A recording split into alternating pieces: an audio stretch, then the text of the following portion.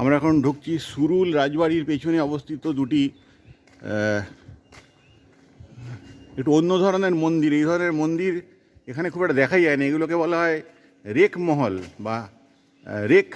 বা রেক মন্দির বলা হয়।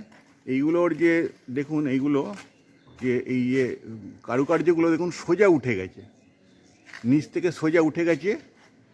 এরম ধরনের মন্দির খুব একটা দেখা যায় না। এগুলোকে রেখ মন্দির হিসাবেও বলে।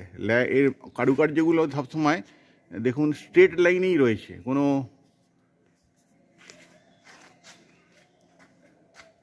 আশেপাশে বা কোনাকুনি কিচ্ছু নেই, ফলে এগুলোকে বলা হয় রেখ মন্দির।